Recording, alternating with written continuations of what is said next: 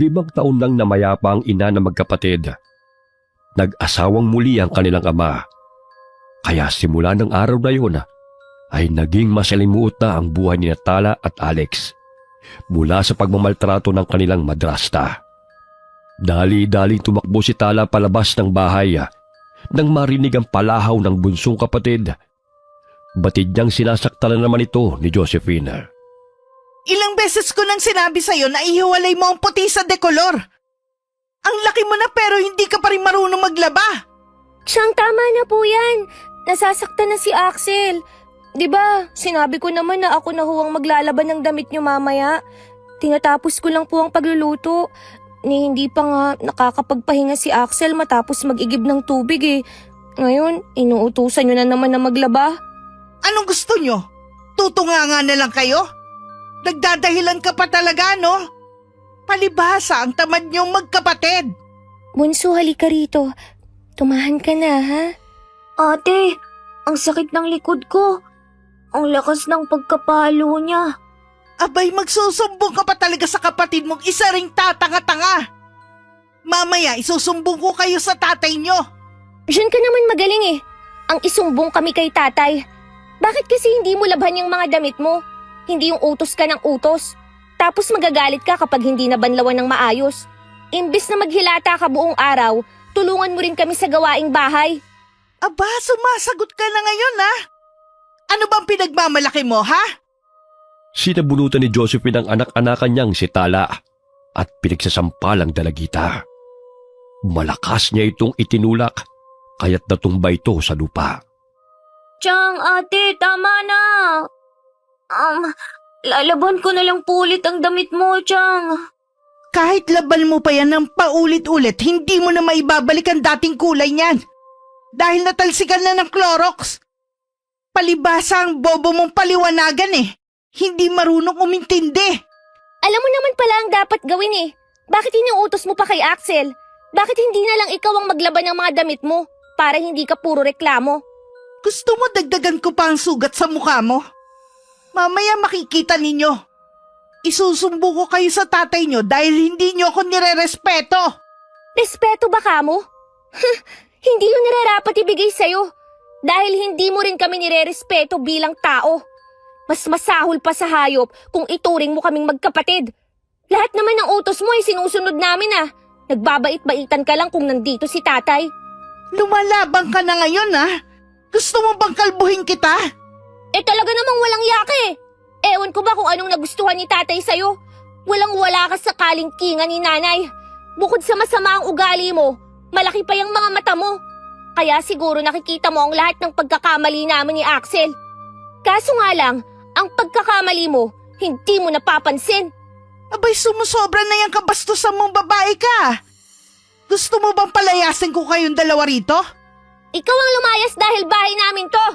Wala kang karapatan dito. Hoy, asawa ko ng tatay nyo. Kaya may karapatan ako sa pamamahay na to. Nang mamatay ang walang kwenta nyong ina, ako na ang nagpapasaya sa tatay nyo. Kaya magdahan-dahan ka sa pagsasalita mo sa akin, bata ka, ha? Nagpapasaya? Puro sakit lang ng ulo ang ibinibigay mo eh. Puro hingi rito, hingi doon. Kaya nga dapat na sa amin mapunta ay sa'yo na lahat. Ambisyosa ka kasi. Anong sabi mo? Bastos kang bata ka. Nandidilat pa ang mga matang nilapitan ni Josephine si Tala at muling sinabunutan. Gayon na lamang ang pag-awat ni Axel sa dalawa habang umiiyak. Binitiwan ng babae ang dalagita nang mapansin na pinagtitinginan na sila ng mga kapitbahay at inawat din sila ng mga ito. Sa susunod na bastusin mo ko, hindi lang yan ang aabutin mo sa akin. Kayo ng kapatid mong pilay. Hindi ko hahayaan na masaktan mo pa kami. Noon tiniis ko ang lahat ng pagmamalupit mo sa amin dahil ang bata pa namin. Ngayon, hindi ko na kayang tingnan at pakinggan na lamang ang kapatid ko habang umiiyak. Samantalang ikaw, nagpapakarey na sa bahay namin. Lumayas ka rito! Layas! Aalis ako rito kung ang tatay mo na ang magpapalaya sa akin. Tingnan ko lang kung sino ang pagagalitan niya mamaya. Boba! Ate, tama na po. Gagawin ko na lang pong pinag-uutos ni Chang para hindi ka na niya awayin. Halika na, Axel. Iwan na natin ang baliw na babaeng yan. Doon na tayo sa kusina. Nagugutom ka na ba? Malapit nang maluto ang sinaing. Pinagpag ni Tala ang alikabok sa kanyang damit. Matalim siyang nakipagtitigan kay Josephine bago ito pumasok ng bahay. Ipinanganak na hindi pantay ang paa ni Axel, kaya paika-ika ito kung maglakad at gumagamit ito ng saklay upang makalakad ng maayos. Isang forma ng kanilang ama, kaya madalas ay gabi na ito umuwi sa kanilang bahay. Dahilan na nagagawang pagmalupitan sila ng kanilang madrastang si Josephine. Mahigit 10 taon ang tanda ng kanilang ama sa babae, kaya nauutusan nito. Anumang luhoy ibinibigay niya sa babae, sa takot na iwan siya nito. Masakit pa ba ang likod mo? Patingin nga ako. Hindi na po, ate. May sugat at saka may bukol ka, oh. Papahiran ko lang ng langis. Mabisang gamot ito para sa mga bukol. Konti na nga lang pala ang natira. Ate, di ba pangalawang asawa ni tatay si Chang? Bakit hindi niya tayo tinuturing na anak niya? Bakit sinasaktan niya tayo palagi? Pera lang ang habol niya kay tatay. Ni minsan hindi nun kayang magpakananay. Ang sama-sama ng ugali. Walang pag-asa na magbabago pa yun. Ewan ko nga ba kay tatay kung bakit pinatira niya si Josephine dito. Naging miserable lang ang buhay natin sa babaeng yun eh. Wala na ba tayong ibang kamag-anak? Baka naman pwede tayong dun tumira. Ayoko na po rito, ate. Meron, si Tio Andres. Kinuha na tayo noon ni Tio rito nang malaman niya na sinasaktan ako ni Josephine. Mga 3 taong gulang ka pa lang nun. Kaso nga lang, binawi tayo ni tatay sa kanya. Dahil kinuha tayo ni Chong dito sa bahay nang walang paalam. Paano kung umalis tayo ulit dito at doon na lang tayo kay Tio Andres? Mag-aaway na naman sila. Naalala ko noon na nagkasagutan sila eh. Muntik pang magsuntukan. Ayokong bigyan pa ng problema si Chong. Pero alam mo, bunso, mahal niya tayo dahil wala silang anak ni Tia Isabel. Malaki na tayo, ate. Pwede na tayong pumunta sa bahay nila. Kaso nga lang, nakalimutan ko na kung saan ang bahay nila eh. Napahinto sila sa pag-uusap nang marinig ang sigaw ni Josephine. Kinandado nila ang pinto patungo sa kusina, kaya hindi ito makakuha ng pagkain. Hoy mga walang ya! Buksan niyo ang pinto dahil nagugutom na ako! Magluto ka ng pagkain mo dahil ubos na ang ulam. Ano? Ipagluto niyo ako kung ayaw niyong masaktan. Wala ka bang mga kamay? Di magluto ka. Ang lakas ng loob mong saktan kami. Tapos parang amo ka namin kung umasta. Hoy! Para malaman mo, hindi mo kami katulong at hindi mo kami pinapasweldo. Sino nagbigay sa'yo ng karapatan na sagot-sagutin ako ng ganyan? Ang lakas ng loob mong kalabanin ako ah! Nabago kang ulo ko sa lakas ng pagkasabunot mo. Kaya nahimasmasan ako na hindi mo kami katulong dito. Tsaka tingnan mo nga yung katawan mo. Ang laki-laki. Bakit ayaw mong magbanat ng buto? Hintayin niyo lang mamaya.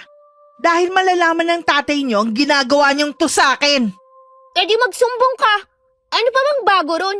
Manhid na ang katawan ko sa pananakit niyo. Wala na akong pakialam pa. Galit na nagsisisigaw pa rin si Josephine. Ngunit wala itong magawa dahil maging ang pintuan sa likod bahay papunta sa kusina ay sinarado ni Tala. Kumain silang magkapatid habang nagtatatalak ang madrasta. Kumain ka ng marami, bunso ha. Hayaan mo siya. Narinig ko kaninang umaga habang nag-uusap sila. Hindi makakauwi ngayong araw si tatay dahil kailangan daw niyang mag-overtime.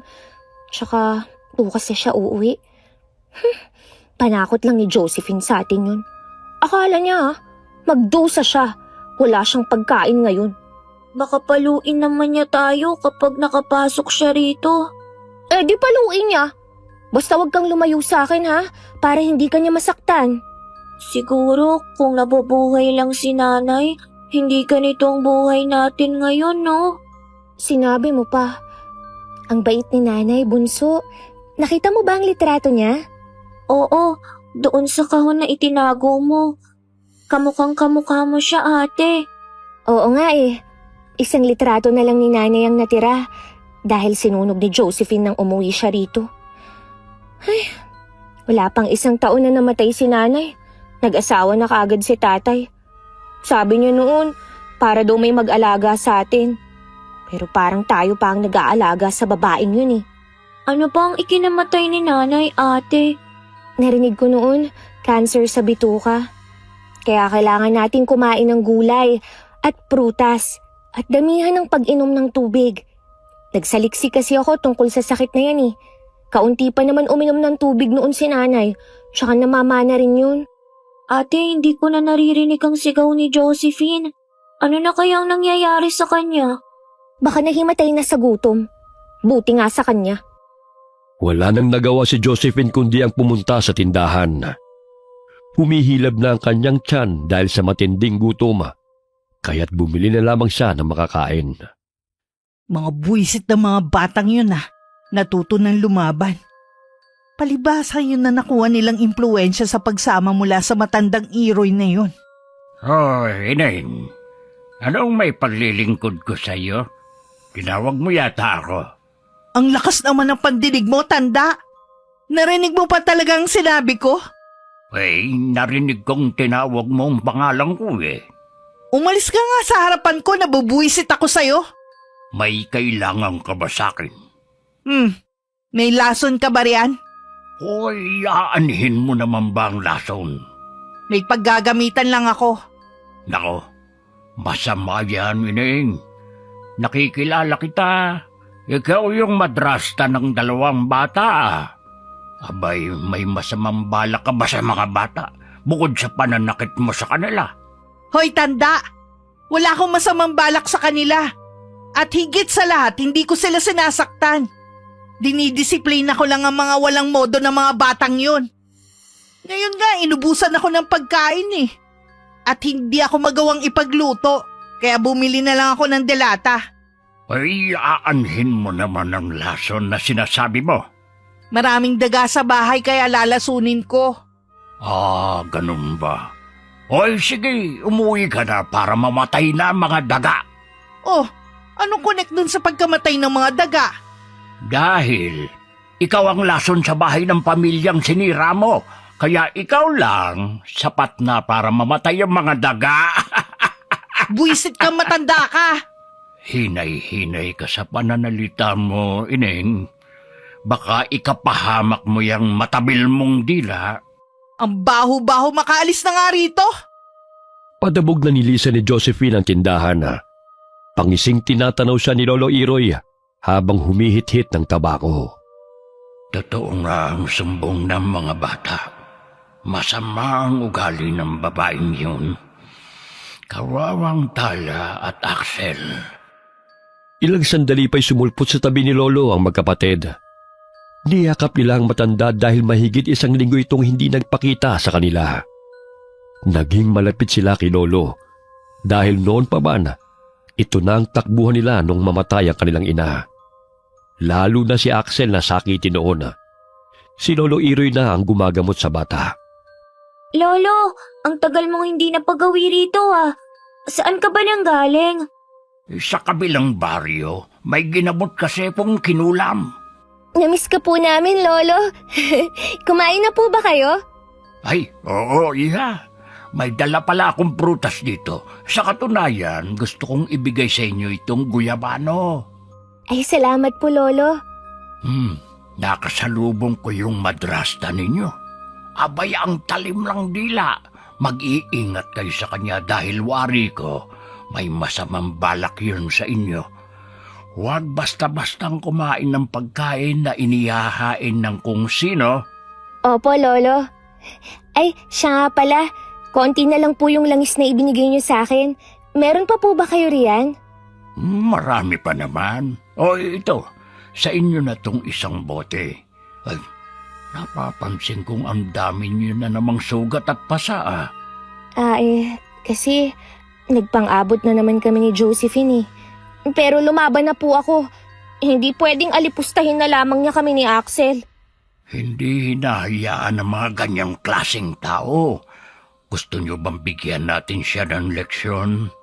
Anong leksyon, Lolo? Basta, ako na ang bahala sa kanya. Huwag niyo nang problemahin pa. Pero Lolo, baka kami naman ang pag-initan ng babaeng yun. Alam niyo naman sa tuwing may mangyayari sa kanya, kami po yung sinusumbong kay tatay. Hindi niya na magagawa pang makapagsumbong. Basta, huwag kayong mag-alala. Bukod sa pagiging manggagamot ay maalam rin si Lolo sa kulam at baranga. Ngunit hindi niya isinasagawa ang bagay na yon. Maliban na lamang kung may tao siyang labis na kinamumuhian. Lo, doon na muna kami sa bahay niyo. Nakakairita kasi ang pagmumukha ni Josephine eh. Mamaya, kung ano na naman ang maisip nun at ibuntun sa amin ang galit niya. Maghahanap lang naman ng aasawahin ulit ang tatay ninyo. Salungat pa sa ugali ng inyong ina. Ngayon, kayong magkapatid ang kawawa. Sasama na lang kaya kami sa inyo sa panggagamot o di kaya dito na lang kami ni ate. Well, kung ako lang ang masusunod bakit naman hindi? Ay kaya lang, magagalit ang tatay ninyo. At saka paano yung pag-aaral ninyong dalawa kung sasama kayo sa akin? Gayong hindi naman ako pumipirmi rito at kung saan-saan ako napapadpad. Gusto ko na nga pong umalis sa bahay eh. At doon na lang kami kay Tio Andres. Kaso nga lang, hindi namin alam kung saan siya nakatira. Si Andres, yung bang kapatid ng nanay ninyo? Ay opo, Lolo. Alam niyo po ba kung saan siya nakatira? Sa pagkakaalam ko noon sa sitio Balabag sila nakatirang mag-asawa, baka makadaan ako roon at hanapin ko sila. Sige po, Lolo. Gusto na talaga naming umalis sa lugar na to eh. Dahil hindi ko na kayang pagmamaltrato sa amin ni Josephine. Lalo na kay Axel na may kapansanan pa. Napansin ni Tala na may inilagay na hibla ng buhok sa garapon si Lolo. Ilang sandali pinatakan niya ito ng abo ng tabako bago inihipan ng usok at agad na tinakpan ng garapon. Ano po ba ang ginagawa niyo, Lolo? Pausok lang yan. Siya nga pala, may dala rin akong suman dito. Ibinigay ni Mina. Hindi ko ito mauubos kaya saluhan ninyo ako. Ay, ang bango naman. Mukhang masarap nga. Kumain lang kayo, ang dami nito, Si Mina talaga, ayaw akong magutom sa daan. Sana maging katulad niyo rin po ako paglaki ko, Lolo. Para naman marami akong madalang pagkain. Ikaw talagang bata ka. Mag-aral kang mabuti para hindi lang suman ang maaari mong kainin. Sa gayon kapag nakapagtapos kayo sa pag-aaral, pwede kang maging doktor. Manggagamot ka pa rin pero malaki ang sahod. Tama si Lolo, bunso. Para ipakita natin kay Josephine na hindi na niya tayo kayang alipustahin kung may magandang trabaho tayo. Akala mo kung sino? Umaasa lang naman sa pera ni tatay. Tapos si tatay, paniwalang paniwala sa lahat ng sinasabi ng babaeng yun. Samantala, dali-daling lumagok ng tubig si Josephine nang maramdaman na kumakati ang kanyang lalamunan. Ilang baso ng maligamgam na tubig na ang kanyang ininom, ngunit hindi pa rin napapawi ang kate. Buisit! Ang kati ng lalamunan ko! Expired yata ang dalatang nabili ko sa tindahan ni Rosa. Malilintikan sa akin ng babaeng yun. Dali-dali niyang tinungo ang tindahan bit-bit ang lata ng tuna. Kinalampag niya ang tindahan dahilan na mabulabog ang nagpapahingang si Rosa. Hoy Rosa! Expired yata ang dalatang binigay mo sa akin eh. Kumatay ang lalamunan ko. Walang iya ka! Papatay mo pa talaga ako, ha? Ibinato nito ang lata sa harapan ng tindahan ni Rosa at hindi pa rin tumitigil sa pambubulyaw. Lumabas ang tindera at kinuha ang lata at binasa ang nakasulat. Ngunit hindi naman yun expired tulad ng sinabi ni Josephine. Uminit ang ulo ng tindera at binulyawan din ang babaeng nanggugulo sa tindahan. Hanggang sa nagsabunutan silang dalawa. Inawat lamang sila ng dalawang lalaki na bibili sana sa tindahan ng ginang. Lintik ka, Rosa! Papatay mo pa ang mga mamimili mo! Expired ang binibenta mo rito! Padabog na nilisa ni Josephine ang tindahan at bumalik sa bahay na kanyang tinutuluyan. Uminom na siya ng gamot sa allergy, Ngunit hindi pa rin napapawi ang pangangati ng lalamunan. Hanggang sumapit ang hapon na halos hindi na siya makapagsalita na tila sinasakal siya sa leeg. Pagpasok ng magkapatid sa bahay, nadatna nila ang nagkalat na hiniwang luya sa mesa. Nakahiga sa sofa si Josephine habang tinutungga ang ginawang tsaa. Mga buwisit kayo! Kasalanan niyo to eh! Oh, bakit wala ka ng boses, Chang? Sa kasisigaw mo yan. Baka may nabulabog kang engkanto, kaya pinarusahan ka ng ganyan. Siguro, pinakulam niyo ako sa matanda, no? Wala ka nang boses kung ano-ano pa ang pinaparatang mo sa amin. Pwede ba? Tumigil ka na sa gawain mong yan. Pinasok na lamang ni Tala ang mga damit na sinampay at hindi na muling kinausap ang madrasta. Kahit anong inom nito ng tsaang gawa sa luya, ay hindi pa rin napapawi ang kate ng lalamunan. Kaya't kinaumagahan ay pumunta na ito sa bayan at nagpakonsulta sa doktor. Sa wakas, tumahimik din ang bahay. Akalain mo yun, ate. Halos hindi na siya makapagsalita. Hindi kaya kinulam nga siya? Kung totoo man yun, mabuti nga sa kanya. Ang ingay-ingay at ang daming kaaway. Sinabi sa akin ni Aling Rosa kanina na nagsabunutan sila ni Josephine. Akalain mong sinabihan ba naman na expired ang mga paninda ni Aling Rosa? Ipinakita sa akin ng dilatang kinain ng bruhang yun. Sa susunod na taon pa mag-e-expire eh. Ano kaya ang sakit ni Chang? Malamang na engkanto. Sana tuloy-tuloy na nga yun para hindi niya tayo bulyawan araw-araw. Tsaka baka magbago na siya, ate, at bumait na. Naku, di mangyayari yun. Kahit siguro sa next life niya, hindi na yun babait. Nung nakaraang buhay niya siguro, buruhan na talaga siya. Niresetahan ng doktor ng mga gamot si Josephine. Ilang araw na niya itong iniinom, ngunit hindi pa rin natatanggal ang sakit ng kanyang lalamunan. Naisipan na nitong humingi ng tulong sa kakilalang manggagamot at napag-alaman na napagkatuan siya ng isang mangkukulam. Kaya mo bang patayin ng kumulam sa akin? Kilala mo ba kung sino ang buwisit na yon? Umiling-iling lamang ang matanda at sinabing hindi niya kayang patayin ang kumulam kay Josephine. Sapagkat wala itong balak na patayin ng babae, kundi gusto lamang itong bigyan ng leksyon. Batid ng matandang manggagamot na malinis ang intensyon ng kumulam kay Josephine, kaya't ayaw na niya itong kalabanin. Mahinang manggagamot ka rin pala eh. Hindi mo kayang labanan ng mga mangkukulam. O ito na bayad ko. Nasisiguro ko ang 2 batang may pakana ng paghihirap kong to. Bumuti ang pakiramdam ni Josephine, kaya't dali-dali siyang umuwi ng bahay. Ang inaakalang pagbabago ay salungat sa inaasahan ni Axel. Hoy, mga walang iya kayo. Akala niyo ba hindi ko alam na pinakulam niyo ako? Kaya hindi ako gumagaling kahit ilang tableta na ng gamot ang iniinom ko eh. Dapat nga magpasalamat ka dahil gumaling ka ni. Wala kaming alam ng kapatid ko sa kulam na pinagsasasabi mo. Nagmamaang-maangan pa talaga kayong dalawa, no? Hindi naman malabo yon dahil madalas niyong kausap ang mabahong matanda na si Iroy. Sa dami ng nakalaban mo sa baryong to, kami pa talaga ang paghihinalaan mong pinakulam ka? Di sana, kung kami nga ang may pakana nun, dati pa namin ginawa yun. Hala, lumayas kayo rito mga demonyo kayong magkapatid. Akala niyong dalawa palalampasin ko ang ginawa niyo sa akin, ha? Lumayas na kayo bago ko kayo patayin. Hindi kami lalayas dito. Bahay namin to, kaya ikaw ang umalis. Bahay ko na to simula nang dalhin ako ng tatay niyo rito.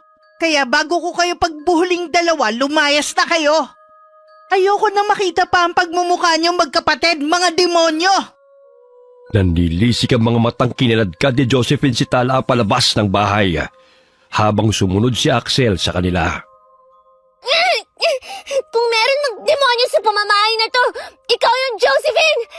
Kulang na lang tubuan ka ng sungay dahil sa sama ng ugali mo! Palabang ka talagang bata ka, ha? Kaya dapat sa'yo kalbuhin eh. Matapang ka eh. Ang tagal ko na nanggigigil sa'yo. Bitawan mo ang ate ko! Wala kang karapatan saktan kami! Aray! Ang likod ko! Ang sakit! Pwisit kang bata ka! Halika na ate, baka bumangon pa ang bruhang yan. Hindi na napigilan ni Axel ang sarili na hambalusin ng saklay ang madrasta. Namilipit ito sa sakit na nabitiwan si Tala, kaya't nagkaroon ng pagkakataon ng magkapatid na makalayo. Dinampot ni Tala ang ilang damit na nagkalat sa lupa at dali-daling tumakbo. Salamat, Bunso, sa pagtatanggol sa akin. Walang iya talagang babaeng yun. Ang lakas ng loob na palayasin tayo sa sarili nating bahay. May araw din siya. Babalik tayo rito. At siya naman ang palalayasin natin. Sa ngayon, doon na muna tayo pansalang makituloy sa kubo ni Lolo Iroy. Paano kung wala na naman siya ron? Ipagdasal na lamang natin na nandun siya. Kung wala, kailangan nating hanapin si Tio Andres sa Sitio Balabag upang doon na muna manirahan. Kahit na magsumbong tayo kay tatay na pinagmamalupitan tayo ni Chang, lalabas pa rin na tayong dalawang may kasalanan dahil kakampihan na naman yung bruhang babaeng yun. Konting iyak at drama lang ni Josephine, bumibigay agad si tatay. Wala na tayong magagawa pa, kaya hayaan na natin siya. Pinuntahan ng magkapatid ang kubo ni Lolo Iroy. Ngunit wala roon ang matanda at hindi nila alam kung kailan ang balik nito. Napagpasya nilang maglakbay patungo sa Sitio Balabag kung nasaan ang address ng tiyuhin. Ate, wala tayong pamasahe. Paano tayo makakapunta kina Tiyo? Pwede naman tayong makisakay eh. Diba madalas naman nating ginagawa yun kapag wala tayong baon papuntang paaralan? Ate, mahal pa ba tayo ni tatay? Kasi parang si Chang na lang ang palagi niyang kinakampihan eh.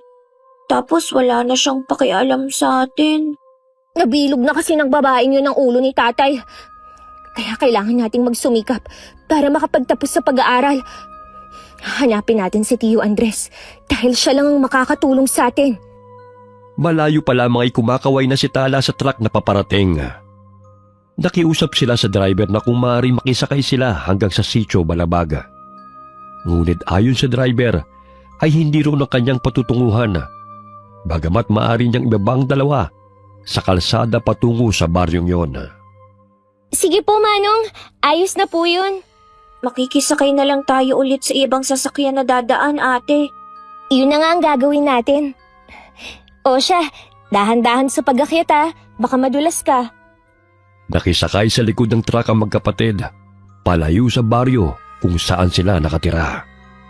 Halos 40 minuto rin ang kanilang nilakbay bago huminto ang truck sa kalsada.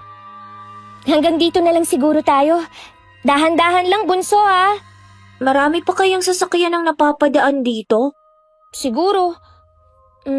Manong, maraming salamat po sa pagpapasakay sa amin ha. Mag-ingat po kayo. Ngumiti ang driver sa kanila at muling pinaandar ang truck. Umpo sa gilid ng daan ng magkapatid hanggang sa mapansin na may sasakyan na dumaan. Subalit nilagpasan lamang sila nito. Sayang naman ayaw tayong pasakyan. Marami-rami pa naman sigurong sasakyan na mapapadaan. Maghintay lang tayo. Ate, parang uulan. Kailangan muna nating sumilong. Naku, ngayon pa talaga umulan. Pumasok na muna tayo sa gubat upang kumuha ng dahon ng saging. Ang lakas ng kulog at kidlat. Natatakot ako, ate. Ngayon lang ako muli nakalabas ng baryo, Bunso. Magtanong-tanong na lang tayo sa mga tao kung saan ang Sitio Balabag. Ate, parang may dumitila sa paa ko. Baka ahas. Namilog ang mga mata ni Tala nang makita ang mabangis na baboy ramo na nasa kanilang tabi. Kaya't hinila niya ang kapatid palayo sa hayop na yun at nagsimula na silang tumakbo sa loob ng kagubatan. Kasabay ng pagbagsak ng malakas na ulan ay tumatakbo sila upang takasan ng dalawang baboy ramo na humahabol sa kanila. Ate, wag mo ko iwan. Ayoko maging pagkain ng mababangis na hayop. Ang saklay mo, huwag mong bibitawan ha. Pwede mo yung ihambalo sa kanila. Ate, malapit na sila. Kakagatin na niya ako.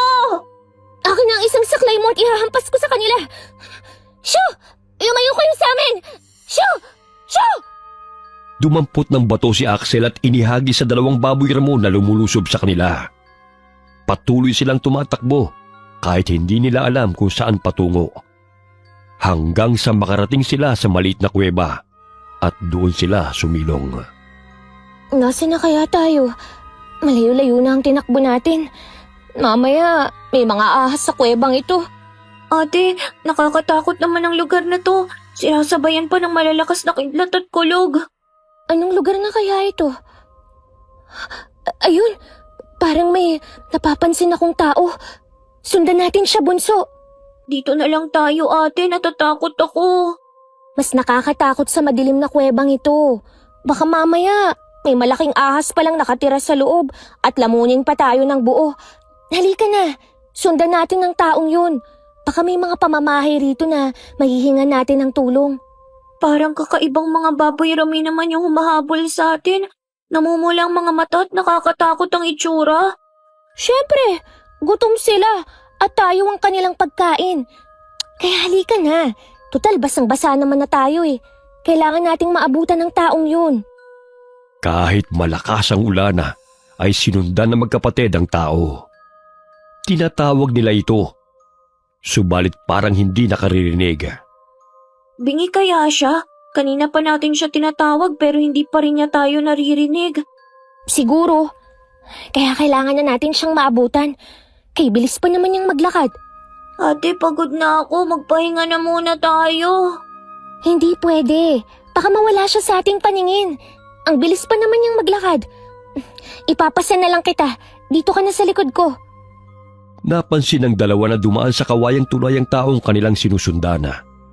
Kaya't dahan-dahang lumakad si Tala sa tulay hanggang sa makaabot siya sa dulo. Sandali lang! Pakiusap! Huminto ka sa paglalakad! Ate, bingi talaga siya. Hindi kanya naririnig. Tawagin mo ulit siya. Hinihingal na ako eh. Pakiusap, huminto ka muna. Tulungan mo kami. Hinahabol kami ng mababangis na hayop kung sino ka man. Napalingon na matandang babae sa kanilang kinaroroonan at napakunot noo. Bahagyang napaatras si Tala nang mapansin ang malapad na bibig nito. Tao kaya siya o aswang? Nakakatakot ang itsura niya. Shh! Huwag kang maingay. Ako na ang kakausap sa kanya. Mga bata, anong ginagawa niyo rito? Manang, hinahabol po kami ng mababangis na hayop eh. Kaya napadpad po kami rito. Sa katunayan, sinundan po namin kayo. Nagbabaka sakaling makahanap ng tulong. Pasensya na kayo dahil hindi ako masyadong makarinig. Sumama na lang kayo sa akin. Basang-basa na kayo ng kapatid mo, oh. Sige po, Manang. Salamat po ah. Malapit na ang bahay namin. Pagpasensyaan niyo na kung hindi ko kayo narinig kung tinatawag niyo man ako. Medyo mahina ang pandinig ko eh. Manang, may mga aswang po ba rito? Sinabi niyang mahina ang pandinig niya, di ba? Kaya huwag ka nang magtanong. Ay, oo nga pala. Ilang sandali pa'y may naaninaw silang kubo. Mula sa bintana'y may nakasilip na dalawang babae na animoy kasing edad ni Tala. Nandito na ang bahay namin. Pumasok na kayong dalawa. Maraming salamat po. Malina ang pangalan ko. Ako po si Tala at itong kapatid ko si Axel. Halina kayo. Huwag na kayong mahiya. Yan pala ang dalawang mga anak ko. Sina Clarita at Clara. Kambal sila. Magandang araw sa inyo. Matalim na sinalubong ng tingin ng kambal ang kanilang mga panauhin. Walang salita ang kumakawala sa kanilang bibig. Ngunit tanging pagtango at senyas ang bati nila sa magkapatid. Umupo na muna kayo rito, ha? At kukuha lang ako ng damit na pamalit ninyo. Huwag na po, Aling Malina. May damit po kami ni Axel. Mabuti at hindi nabasa ng ulan dahil nakasilid sa plastic. Magbibihis lang po kami, ha? Diyan sa kwarto. Pwede kayo magpalit ng damit. Napakusot ng ilong si Axel dahil sa lansa na naaamoy niya sa kubong yun. Kaya't hindi niya napigilan ng sarili na bumulong sa kapatid. Ate, ang lansa ng bahay. Tsaka kakaibang kinikilos nila. Hindi nagsasalita ang kambal. Tapos yung ali bingi. Ikaw nga, Pilay eh. Kaya tumahimik ka nga. Mamaya paalisin pa tayo rito dahil pinipintasan natin sila. Sige na, magbihis ka na. Tapos yung bunganga nila, bakit ang laki? Konti na lang aabot na sa tenga. May ganun talaga. Hindi naman pare-pareho ang mukha ng mga tao. Si Josephine nga, Parang kasing laki ng kwago ang mata nun, di ba? Kaya huwag ka nang magtaka. Gumagabi na, kaya't mas lalong tumindig ang balahibo ni Axel. Nakakaramdam din ng kakaiba si Tala sa kambal dahil matalim itong nakatingin sa kanila at pasinghot-singhot pa ang mga ito at bigla na lamang bubuka ang mga bibig. Aling Malina, hindi ba nagsasalita si na Clarita at Clara? Hindi kanya narinig, Bunso. Kaya wag mo nang ulitin na magtanong. Ang alin ang hindi ko narinig, Ineng? Ho? Yung tanong po ni Axel sa inyo? Ang taong mangingikil. Walang taong nangingikil rito. Tanging kami lang ang namumuhay na mag-iina sa kagubatan. Sinabi ko na sa'yo, Bunso, na wag ka nang magtanong dahil hindi ka maririnig. Oo, may punso sa gilid ng kubo. Tsaka naririnig ko naman ang mga sinasabi ninyo Sige po, Aling Malina. Napakamot ulo na lamang ang magkapatid dahil hindi sila magkaintindihan. Iba ang kanilang tanong, iba naman ang sagot ni Malina. Kaya hindi na muling nagtanong pa ang dalawa. Maya-maya'y inihain ng babae ang kanilang hapunan, inihaw na karne at sopas. Dahil sa matinding gutom, ay agad na sinunggaban ni Axel ang karne. Subalit iniluwa niya ito ng malasahan ng dugo. Parang hilaw pa pong karne, Aling Malina. Bakit mo naman iniluway ang karne? Hindi ka ba nasarapan sa luto ko? Pwede po bang isalang ulit sa apoy? Dumudugo pa kasi. Akin na nga yan, Bunso. Kahit anong sabihin mo, hindi ka pa rin niya naiintindihan. Ibinalik ni Tala sa nagbabagang apoy ang karne na kinakain ng kapatid, maging ang nakalagay sa plato niya. Nalalansan din siya sa sopas, kaya ang saging na lamang ang kinain nilang magkapatid. Ayaw nyo ba sa luto ko, ha? Gusto nyo pagluto ko kayo ulit? Huwag na po kayong mag-abala, Aling Malina. Ayos na po kami ni Axel sa saging. Hindi lang po kami sanay sa malasadong pagkaluto Ate, grabe, sarap na sarap ang kambal sa karne kahit di pa masyadong luto. Alam mo ate, parang hindi sila normal na tao. Umalis na lang kaya tayo rito. Mahinang bumubulong si Axel sa kapatid. Sa tuwing kinakausap naman ni Tala ang babae, ay sumisenya siya upang maintindihan siya nito.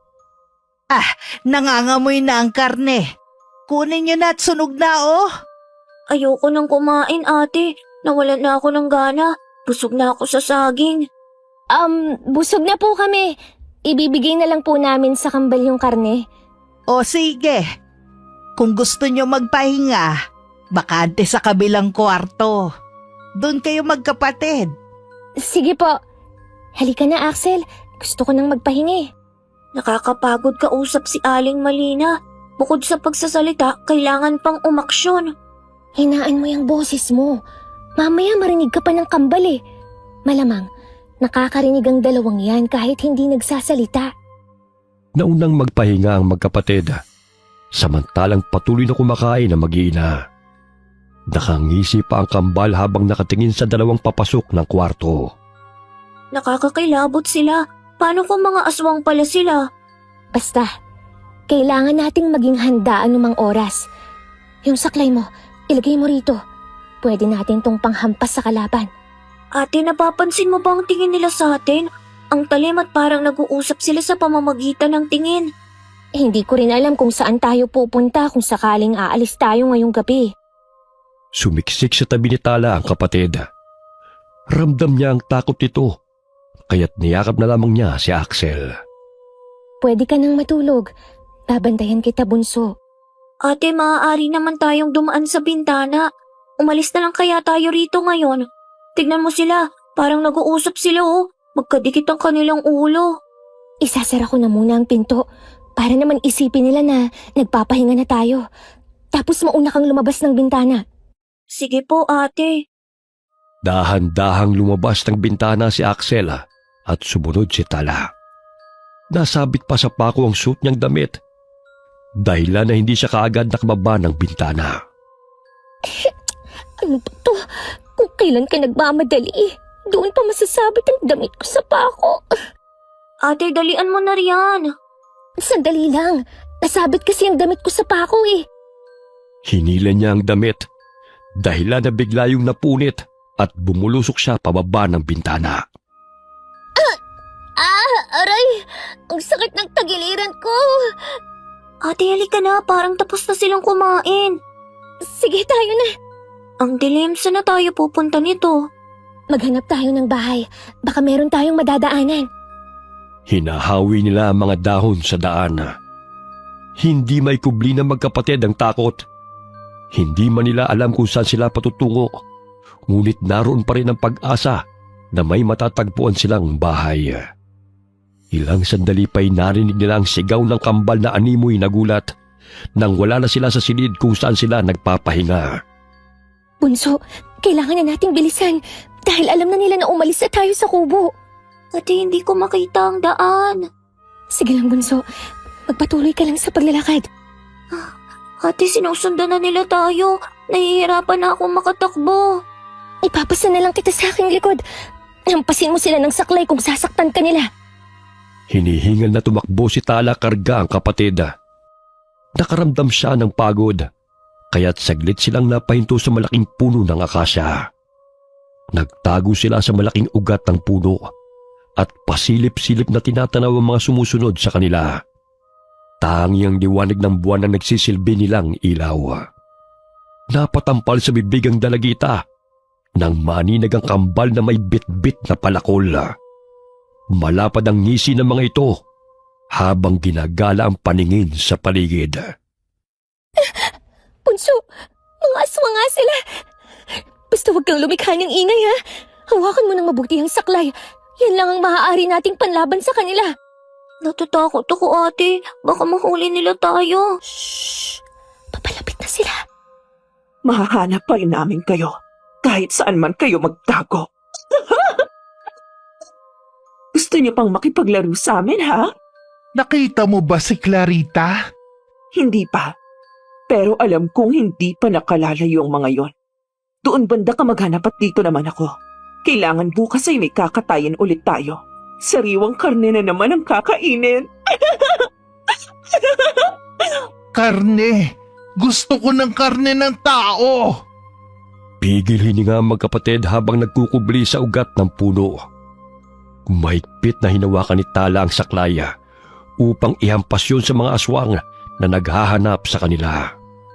Hindi ko sukat akalain na ito ang kahahantungan natin, Bunso. Pero lalaban tayo. Ate, paano kung mahanap nila tayo? Shh! May paparating. May anino, nakita niya tayo. Nandito lang pala kayo nagtatago? Walang nakakatakas sa teritoryo namin. Kay dali lamang na makahanap ng pagkain. Kusang lumalapit. Lumayo ka! Hindi kita uurungan! Ah! Aba, matapang ka ha? Pero hindi na uubra sa akin yan. Dahil tatagtarin ko yung katawan mo at magiging almusal ka na kinabukasan. Hinataw ng kambal na aswang si Tala, ngunit malakas na hinambalo siya ng dalagita ng saklay. Tumayo si Axel at tinulungan ng kapatid sa pagsugod sa kambal na aswang. Nabitiwan nito ang palakol, kaya't dinampot yun ng batang lalaki. Sige, lumapit ka. Puputulin ko yung kamay mo. Hoy, pilay na bata. Akala mo talaga makakaya mo ko? Hindi mo nga kayang makalakad ng diretsyo eh. Huwag mong insultuhin ng kapatid ka! Etong saya! Aray, ang mata ko! Sakit! Ito pa! Tanggapin mo!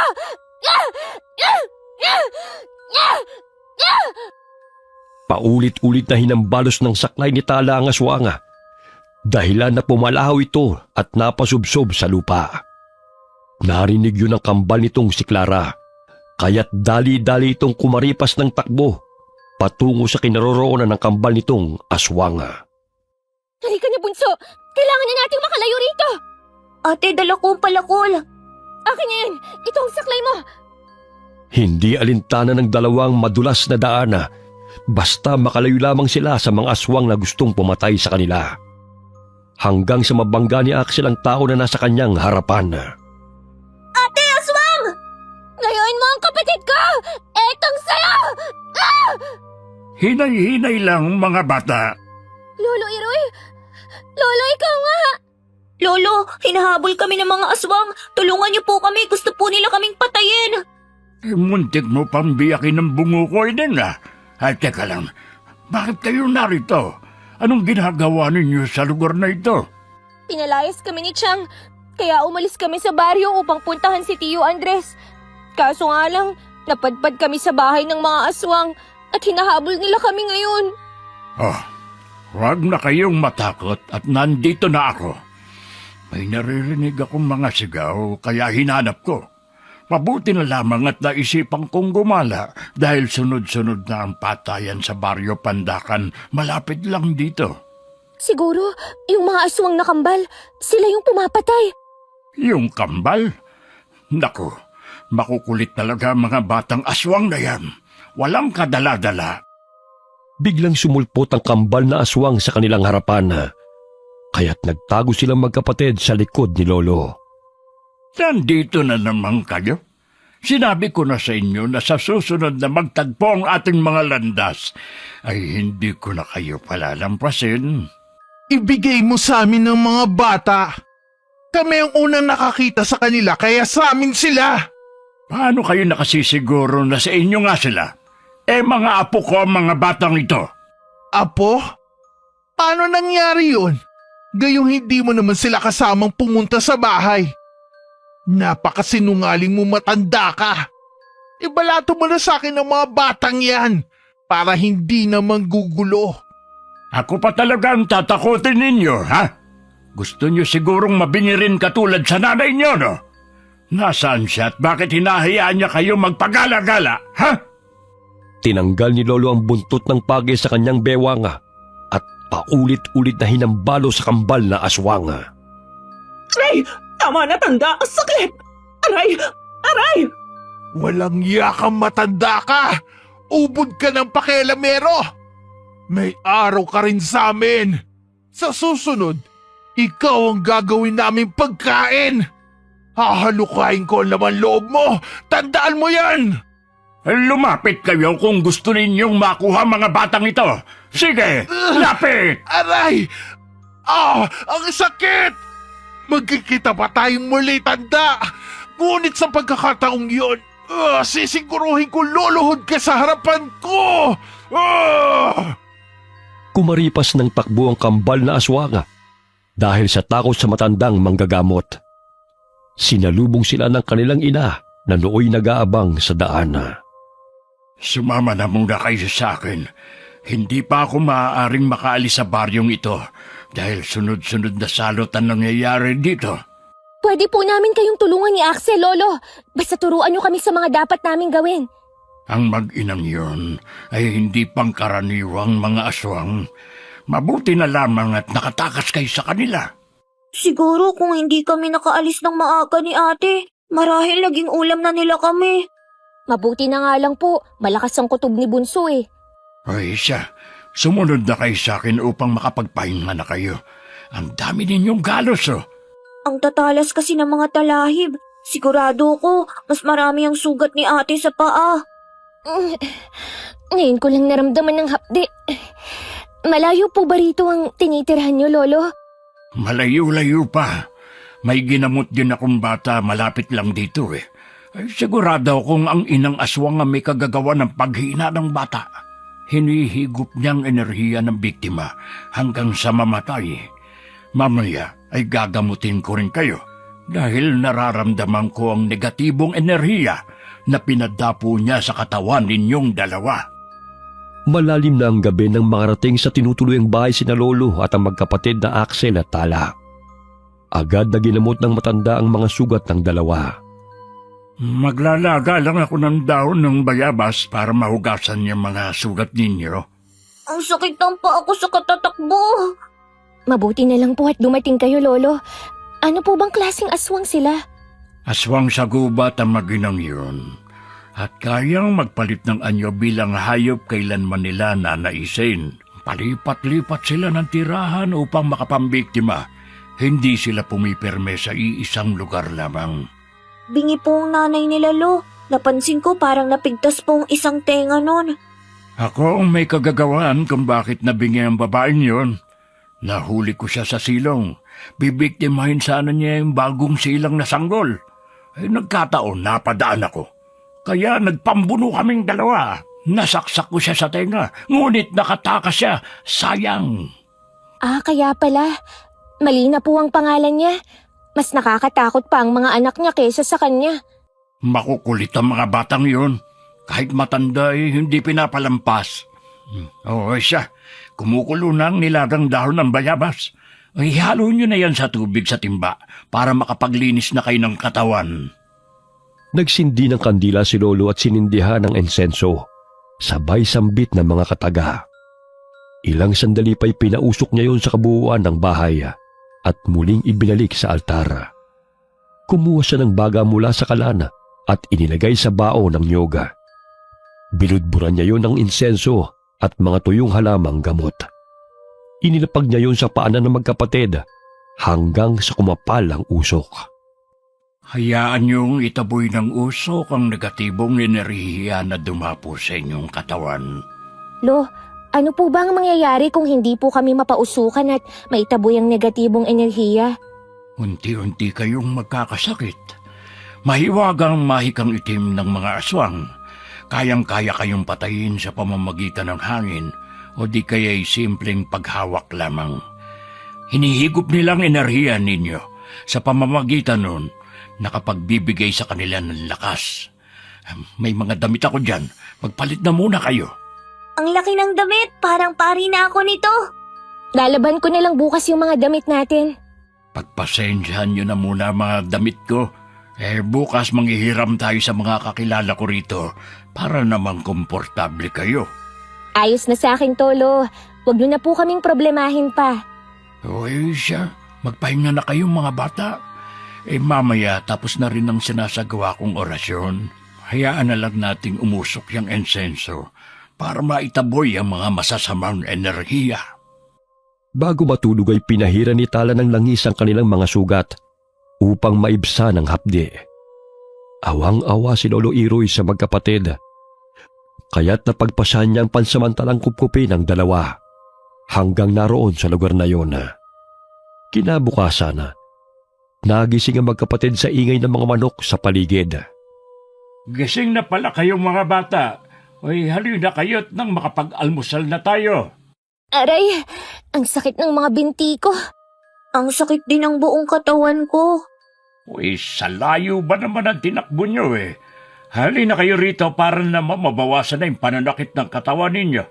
May tiyaan na gawa sa malunggay rito, Lo, may bahay rin pala kayo rito? Pwede bang dumito na lamang kami hanggat hindi pa namin nakikita si Tio Andres? Oo naman.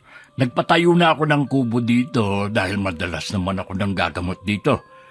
Para naman may natutuluyan ako kapag matagal ang pamamalagi ko sa baryong ito. Mamaya gusto niyo bang magtatay tayo ng manok? Sige po, Lolo. Siya. Bago yun, itong kamote at saging na muna ang almusal natin. Napasigaw si Tala nang biglang may dumungaw sa bintana.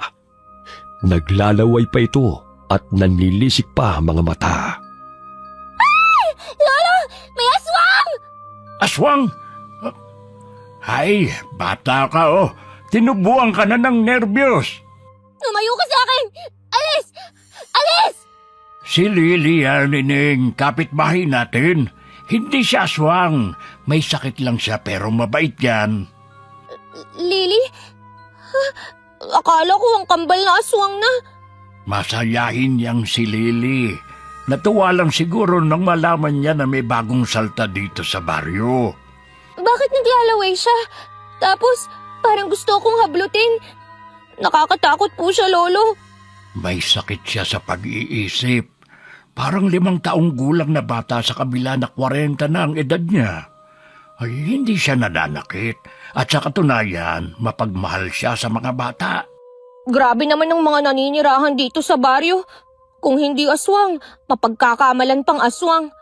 Halika na, kumain ka na rito. Nalipasan ka na ng gutom Habang kumakain, pumasok si Lily sa kubo at nanghingi ng makakain sa kanila.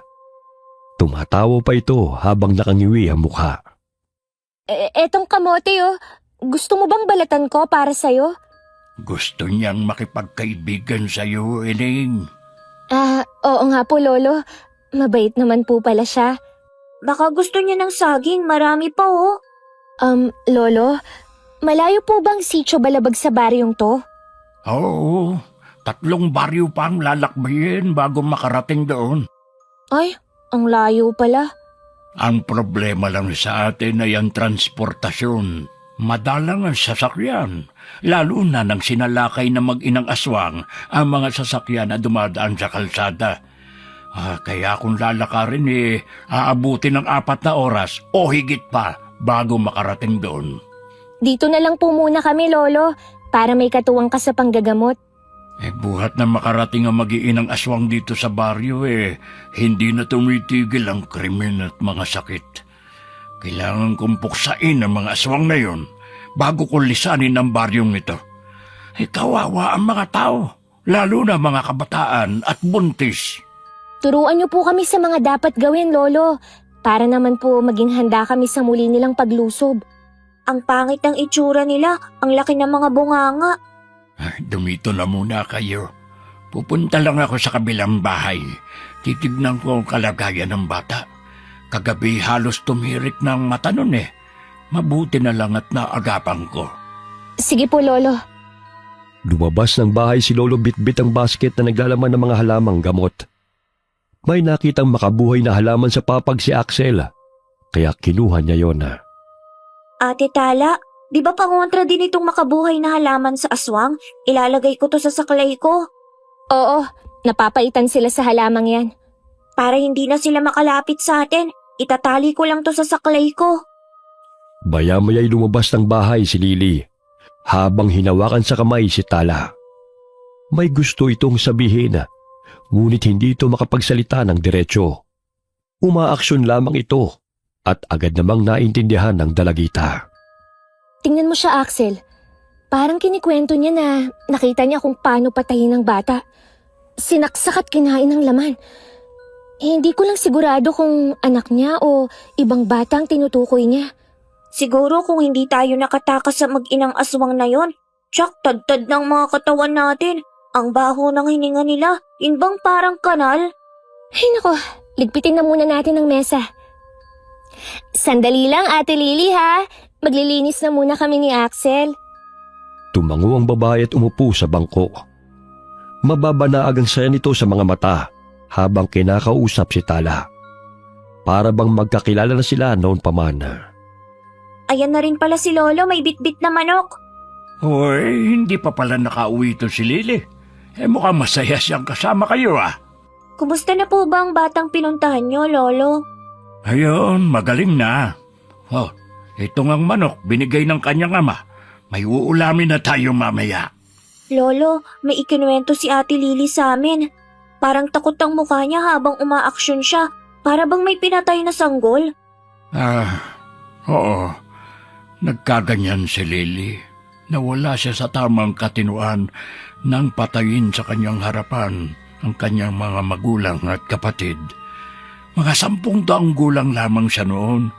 Mga aswang ang pinaghihinalaang may kagagawan. Mabuti nga lang at nabuhay pa siya dahil sa mga taong napadaan sa kanilang bahay at tumulong sa kanila. Simula nang mangyari yun, naging sinto-sinto na siya at matatakutin.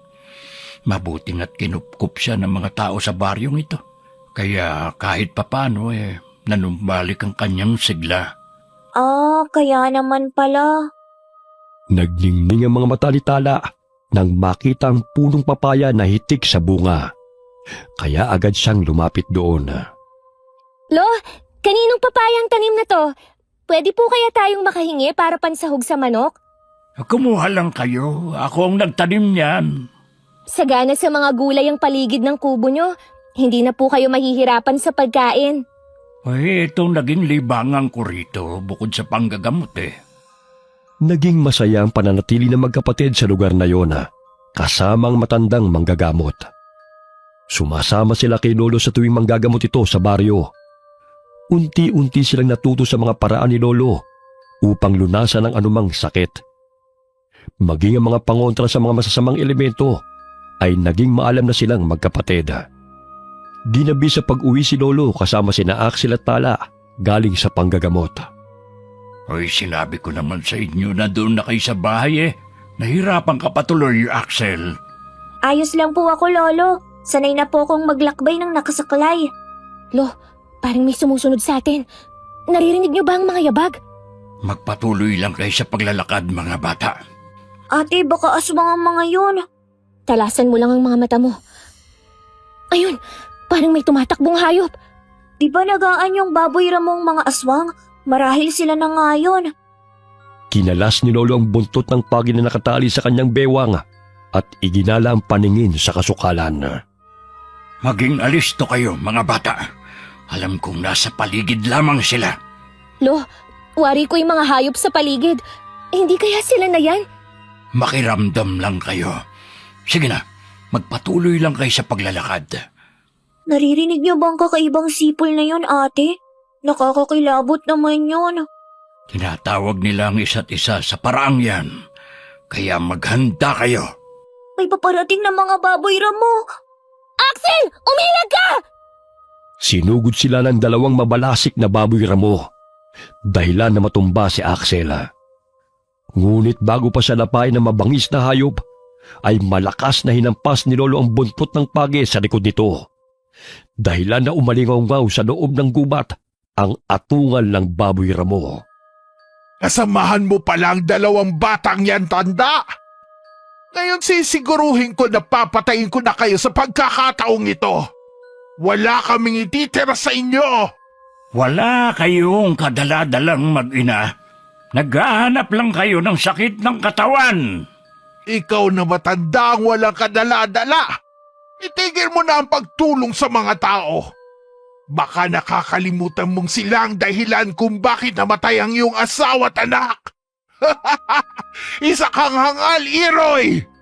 Yun ay dahil sa kagagawa ng katulad ninyong mga masasamang aswang. Niyanggaw ninyo ang asawa kong si Luisa at pinatay ang aking anak. Hindi pa kayo nakontento? Pinaako pa ninyo ang kasalanan na hindi naman si Luisa may kagagawan sa pagkamatay ng mga bata, kundi ang kapatid mong itinuring na kaibigan ng asawa ko. Mga traidor kayo! Kahit anong gawin at sabihin mo, hindi pa rin magbabago na ang mga tao ang pumatay sa mag-ina mo. Bakit hindi ka nalang sumanib sa amin para patayin ng mga tao para makapagiganti ka sa kanila? Napakakitid ng utak mo, Malina. Hindi lahat ng mga tao ay kasing sama ninyo. Hindi magbabago ang isip ko na puksain ang mga aswang na kagaya ninyo hanggang sa huling hininga ko. Hindi ko makakalimutan ang ginawa ninyo sa aking pamilya. Hindi mga taong pumatay sa aking mag-ina, kundi kayong mga aswang. Sinugod ni Lolo ang inang aswanga. Mabilis itong tumakbo upang iwasan ang buntot pagi na hinahambalos ni Lolo. Mula sa puno'y tumalo ng inang aswanga at nilundagan ito si Lolo. Kaya't nagpagulong-gulong sila sa damuhana at nagpambuno. Kung hinahayaan mo lang kami, hindi tayo aabot sa ganito, tanda. Ilang kasamahan ko na ang pinatay mo. Kaya hindi ako titigil hanggat hindi ka rin napapatay. Wala kayong karapatang mabuhay sa mundong ito. Uubusin ko ang lahi ng angkan ninyo na siyang dahilan ng pagkamatay ng mag-ina ko. Hindi ka nag-iisip, tanda. Hindi mo kami kalaban, kundi ang mga taong tinutulungan mo. Huwag mong bilugin ang ulo ko dahil sa baluktot mong paniniwala. Dahil sa kasakiman at kawalang hiyaan ninyo, kaya kayo tinutugis ng mga tao. Sinakal ng inang aswang si Lolo, kaya't ganun din ang paglaban ng matandang manggagamot sa kanya. Nagpalitan sila ng lakas, hanggang sa muli nagpagulong-gulong sila sa damuhana. Samantala, paulit-ulit na hinambalos ni Axel ang saklay sa baboy ramong sumusugod sa kanya. Nandilat ang mga mata ng bata nang biglang nagbago ito ng anyo bilang aswang. Tigilan mo yung paghahampas mo, bata. Ang sakit! Aray! Aray! Akala mo etong sayo! Matapang ka na ngayon, pilay ha? Aray! Aray! Pilay pala ha. Sige, insultuhin mo pa ako dahil babasagin ko yung bungo mo. Papatayin kita! Luluray-lurayin ko yung katawan mo at hahalukayin ko yung lamang loob mong bata ka! Lumundag ito patungo kay Axel. Subalit malakas siyang hinampas ni Tala gamit ang sanga ng kahoy. Dahilan natamaan ito sa panga. Malakas na atungal ang pinakawalan ng kambal na aswang dahil sa sakit. Ang panga ko! Hindi ako papayag na masaktan mo pa ang kapatid ko! Hayop ka! Buwisit kang babae ka! Sana hindi na lang kami nagpatumpik noon at pinatay na lang kita. Ngayon hindi na kayo makakatakas pang muli. Yun kung hahayaan namin na saktan mo pa kami! Sino bang pinagmamalaki ninyo? Ang matanda? Isa rin yung lampa. Muling sinugod ng kambal na aswang si Tala. Ngunit muli siyang hinampas ng dalagitan ng hawak nitong sanga at sinabuyan ng asin sa mata. Aray! Ang mata ko! Axel, magtago ka na, bunso! Ako nang bahala rito! Pero ate, Sige na! Hanggat may oras ka pang makalayo rito! Ako na ang bahala sa walang yang aswang na to! Kinuha ni Tala ang tansong patalim at paulit-ulit na sinaksak sa tagiliran ng kambal na aswang na si Clara. Itigil mo yan! Titigil lang ako kung hindi ka na humihinga! Kayo ang pumapatay sa mga tao sa baryo! Lalo na sa mga inosenteng bata! Kaya dapat lang sa inyo ang mamatay! Nay! Tulong! Tulong! May rason kung bakit kami naligaw ni Bunso sa baryong ito! Yun ay ang puksain ang mga kagaya niyong mga aswang! Hindi kayo magtatagumpay! Muling inundayan ng saksak ni Tala sa dibdib ang kambal na aswang na si Clara. Pasinok-sinok ito habang humahango sa paghinga at unti-unting binabawian ng buhay. Napalingon ang dalagita sa kinaroroonan ng kapatid nang marinig ang sigaw nito. Ate, tundong! Kinakalagkat ako ng kakambal na aswang! Aray! Aray! Si Axel! Kinala ng aswang! Kailangan ko silang sundan! Ang kapatid ko, Diyos ko! Pinatay ng kapatid mo ang aking kambal. Pwes papatayin din kita. Bitiwan mo ako, aswang! Ang sakit ng likod ko! Ate! Tulong! Hindi ka na maabutan ng kapatid mo ng buhay. Maging ang babaeng yun, papatayin ko. Salbahe ka! Bitawan mo ako! Tanging ang sigaw na lamang ng bunsong kapatid ang sinusundan ni Tala. Nadulas pa siya sa daan dahil ang dilim ng paligid. Hanggang sa muli niyang marinig ang boses ni Axel. Malapit lang sila rito! Ayun sila! Bitawan mo ako, pangit! Ipitiwan lang kita kung patay ka na. Isasama kita sa mga kalansay na tinipon namin ni Clara. Hoy! Bitiwan mo ang kapatid ko! Ang bilis mo rin palang tumakbo Mabuti naman na sundan mo kami. Dahil isasama rin kita na ihuhulog sa hukay ng mga kalansay. Magsasalita pa sana ang aswang na si Clarita. Ngunit inihagis ni Tala ang tansong patalim at bumaon yun sa kanang dibdib ng kalaban. Aray! Natamaan ko siya! Bunso! Bunso, nasan ka na? Ate, nandito ako. Hindi kita makita. Umangon si Axel at paika-ikang lumayo sa aswang na nooy namimilipit sa sakit. Naninag ni Tala ang kapatid na nooy nagkukubli sa kahoy. Kaya't dahan-dahan niya itong nilapitan. Bunso! Halika doon tayo! Kailangan na nating makaalis dito! Nasisinghot ko ang masangsang na amoy. Sigurado akong dito nga ang imbakan nila ng mga bangkay. Ate, may nakuha akong matigas na bagay. Ito. Buto yan ng tao, Bunso! Ay, pero pwede naman tong panghampas sa kanya. Nabitawan ko kasi ang saklay ko. Magtago na muna tayo. Mamaya susulpot na naman ng aswang na yan eh. Napatay mo pa talaga ang kapatid niya? Siguro, nanghihina na yun nung iwan ko eh. Sige, magtago kayo! Pero hindi na kayo makakalayo pa! Naamoy ko ang lansa ng dugo niyo magkapatid! Kaya pagbutihin niyo magtago dahil kapag nahuli ko kayo, Dudurugin ko talaga ang mga bungo nyo at lalantakan ko ang mga utak nyo! Andiyan na siya. Akin niya ang buto. Magtago ka lang dyan, ha? Nanginginig ang katawan ni Axel habang nagkukubli sa likod ng puno. Napagtanto niya na hindi sapat ang mga pangontra tulad ng halamang gamot upang labanan ang aswang. Kinakailangan ng tibay ng loob at malakas na katawan. Ate, nandyan na siya. Parang asong pasinghot-singhot, oh. Shh! Naaaninag ko ang butas. Doon nga nila itinatapon ng mga kalansay. Ang sangsang ng amoy. Pigil ang hininga na magkapatid habang nagkukubli sa likod ng puno. Ilang sandali pa'y pinalo ni Tala ang ulo ng aswang gamit ang hawak nitong buto. Ngunit nasanggayon ang kalaban at nagpambuno silang dalawa. Nagpagulong-gulong sila hanggang sa bumagsak sila sa butas kung saan naroon ang mga kalansay. May tubig pa roon, dulot ng ulan noong nakaraang araw. Ate Tala! Tumakas ka na, bunso! Walang makakatakas sa inyong dalawa. Maging ang kapatid mo'y lilibing ko rito! Ikaw ang ililibing ko rito! Ah! Aray! Kung kaya mo akong takasan, edi napakaswerte mo. Hindi ko hahayaan na makawala ka pang muli. Lalo na't pinatay mo ang kakambal ko. Isa kang hangal! Nilublob ng aswang si Tala sa maruming tubig. Halos hindi na makahinga si Tala dahil sa hindi makayanan ng amoy. Kailangan gumawa ko ng paraan upang mailigtas si ate. Alam kong dehado siya sa hayop na aswang na yon. Lampas dibdib ng dalagita ang tubig, kaya't habol-habol ang kanyang paghinga sa tuwing hinihila siya ng aswang pailalim.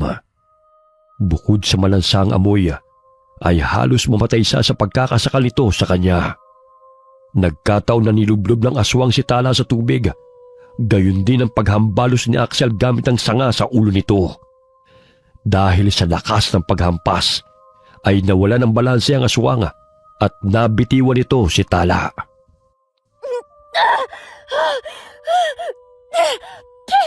Ang langsa ng tubig!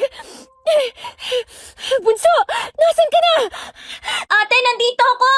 Abutin mo tong sanga para makaahon ka riyan! Nawala ng malay ang aswang, kaya bilisan na natin! Eto, abutin mo! Maghanap ka ng mas mahaba pa riyan! Nadudulas sa kamay ko eh! Sige, sandali lang. Akala mo makakatakas ka pa, ha? Papatayin kitang babae ka! Kailangan ko ng sandata. Pwede na tong bungo. Malakas na pinukpok ni Talang nakapanyang bungo sa ulo ng aswang, dahilan na napatras ito. Kumuha rin ng buto ang aswang at naghampasan silang dalawa. Etong saya! Akala mo talaga hindi kita lalabanan, ha? Ikaw ang nababagay na ilibing dito, kasama ng mga kalansay! Isasama kita! Hindi kita mapapatawad sa pagpatay mo sa kapatid ko! Eh kung nagpapakabait kayo, sana hindi nyo aabutin to! Ate, ito na. May nahanap na akong baging abutin mo.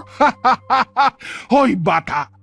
Huwag ka nang mag-aksepa ng panahon dahil maging ikaw isasama ko rito! Halika rito! Dahil ikaw ang isasama ko sa mga biniktima niya!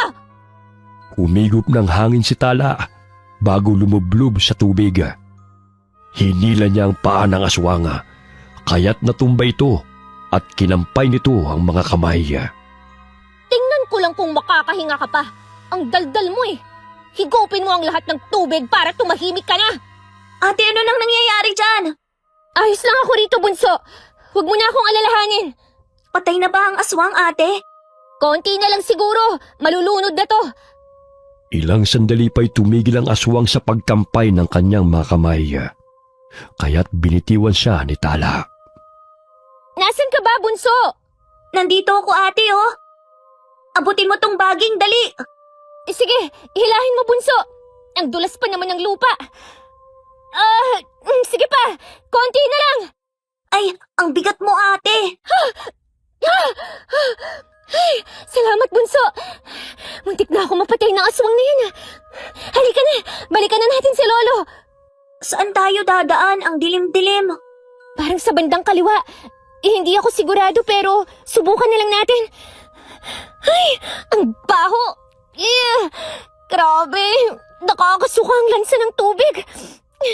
Doon nila itinatapon ang mga kalansay ng mga biktima nila.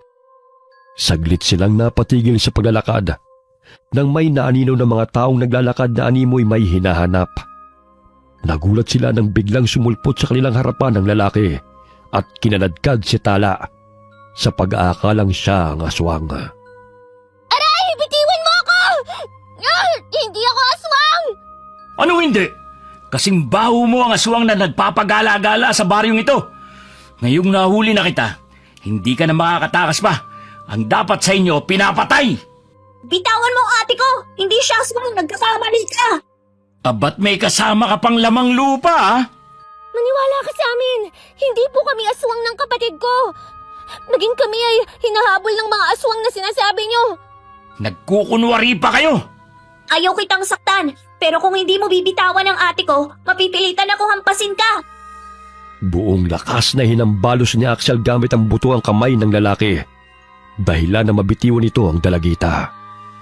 Magkahawak kamay na tumakbo ang magkapatid mula sa mga taong tumutugi sa mga aswang. Bilisan mo, bunso! Napagkamalan patuloy tayong mga aswang! Doon tayo! Parang walang nakaabang doon! Pagod na ako, ate. Ang sakit-sakit na ng paa ko. Konting tiis na lang! Kailangan nating makalayo rito bago pa tayo mahuli ng mga lalaking yun! Pag minamalas ka nga naman, oh. Ayun! May malaking bato! Doon na muna tayo magtago! Nandiyan na sila, ate. Naririnig ko ng mga yabag nila. Ang sakit ng paa ko, bunso!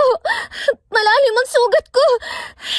Hinahanap kaya tayo ni Lolo? Sana naman matagpuan niya tayo. Hindi lang aswang ang kalaban natin, pati ang mga lalaking yon. Pigilang iyak ni Tala dahil sa sakit ng kanyang sugat. Malaki ang hiwa sa kanyang talampakan nang maapakan niya ang nakausling bato. Nakahinga sila ng maluwag nang maramdaman na nakalayo na ang mga kalalakihan. Dito na lang muna tayo, bunso. Hanggang sa sumapit ang umaga. Hindi naman natin alam kung saan tayo pupunti. Opo, ate. Masakit pa ba ang paa mo? Oo, bunso. Malaki ang hiwa sa talampakan ko. Pero kaya ko pa naman. Bukas, maghahanap tayo ng halamang gamot dito sa gubat. Niyakap na lamang ni Tala ang bunsong kapatid. Hindi niya namalay na pumatak ang kanyang mga luha dahil sa pag-aalala sa kaligtasan nilang magkapatid. Ay, hindi ako susuko, bunso. Para sa'yo. Kailangan nating lumaban sa anumang pagsubok na dumadating sa ating buhay. Ikaw na lang ang meron ako. Kaya hindi ko hahayaan na masaktan ka ng kahit sino. Sumapit ang umaga. Nagising ang magkapatid dahil sa liwanag na tumatama sa kanilang mukha. Papungas-pungas na bumangon ang dalawa hanggang sa matanaw nila ang puno ng malunggay, hindi kalayuan sa kanilang pinagkukublian. Ang lapit lang pala ng malunggay sa atin. Kaso ang dilim-dilim kagabi kaya hindi natin napansin. Kukuha lang ako para magamot ko na yung sugat mo. Bunso, tingnan mo! May ilog doon! Ay, oo nga! Ang linis ng tubig! Kumuha ka na muna ng malunggay para makapaglinis ako ng katawan bago ko gamutin ang sugat ko. Tanging ang sanga ng kahoy ang ginawang saklay ng magkapatid. Tinungo nila ang ilog at agad na nagtampisaw sa tubig. Ay, salamat naman. Hindi na ako mabantot katulad kanina. Napagkamalan patuloy akong aswang. Anong lugar na kaya to? Walang katao-tao pero aswang meron. Akin niya yung dahon ng malunggay para magamot ko na tong sugat ko. Baybayin kaya natin ang ilog. Baka may mga pamamahay tayong makita. Sana naman hindi na bahay ng aswang. Parang ayoko nang humingi ng tulong. Baka magkamali na naman tayo eh. Subukan na lang natin, ate. Magtago na lang tayo ulit kung mapaghihinalaan nating aswang. Sige, halika na. Pahinto-hinto sila habang binabagtas ang ilog. Mahigit 1 oras na silang naglalakad, ngunit hindi pa rin sila nakakakita ng tao. Hanggang sa may matanaw silang kubo. At sa labas nun ay may mga naglalaro mga bata. Bagamat napatras sila, nang mapansin na matandang babae na pamilyar ang mukha. Magtago muna tayo, Bunso. Parang si Malina yun eh. Ang inang aswang ng kambal. Tingnan mo, parang papunta siya sa kubong yun. Hindi kaya may mga kasamahan pa sila? Umalis na tayo rito. Delikado ang lugar na ito, Bunso. Ayun, pumasok nga siya sa kubong yon. Kaya siguradong bahay nila yon. Tayo na, bago pa tayo katahin ng mga aswang. Bumalik sila sa gubat at nagsimulang maglakbay.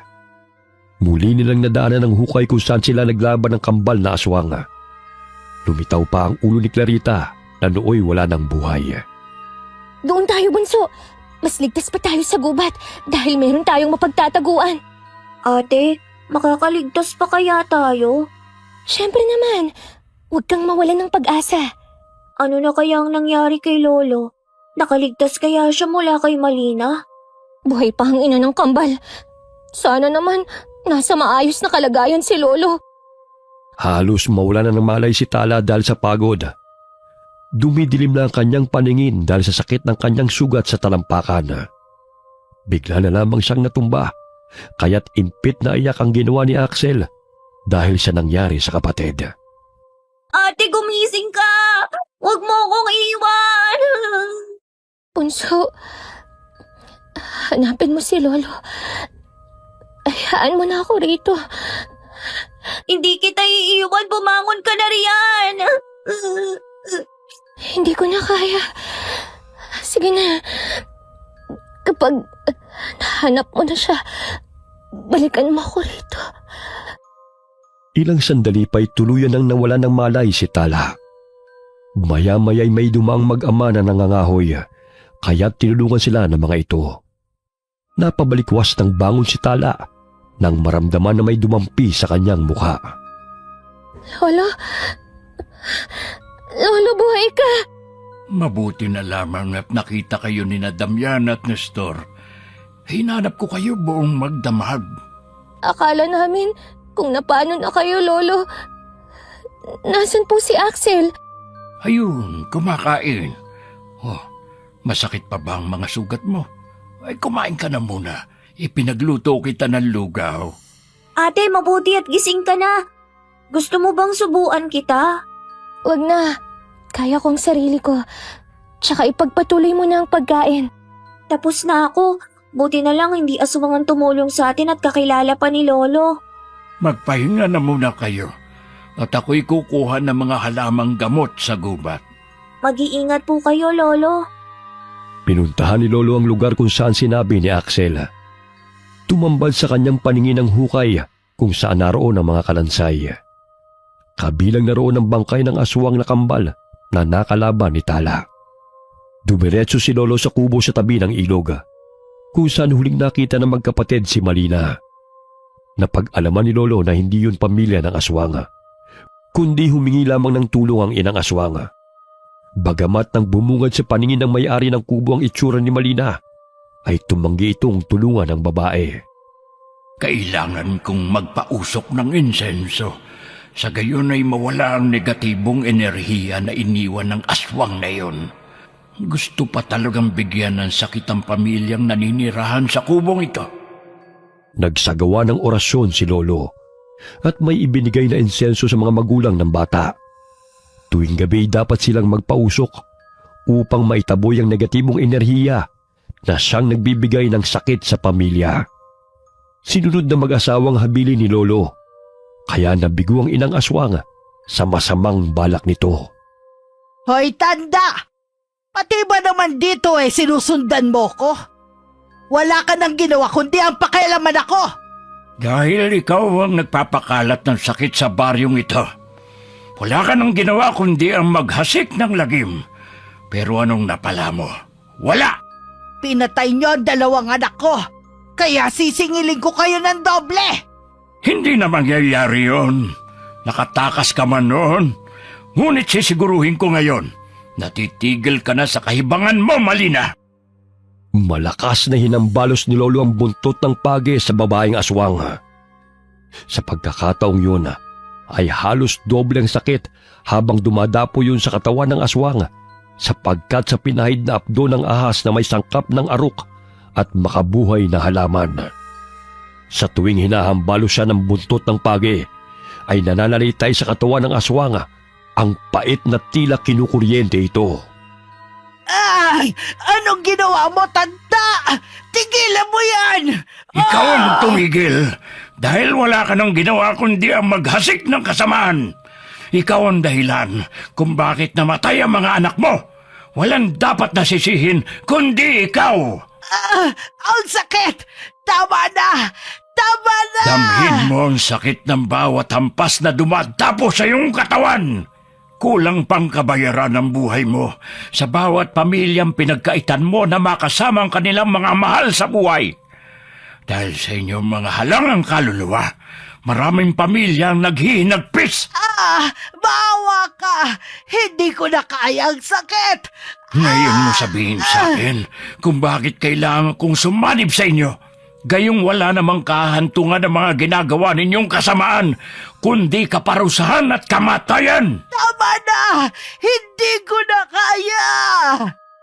Gumapang palayo si Malina dahil sa panghihina ng katawan. Halos lumuhod siya sa pagmamakaawa sa matandang manggagamot dahil hindi na nito makayanan ang sakit. Gumuhit ng krus sa lupa si Lolo, sabay na umusal ng orasyon.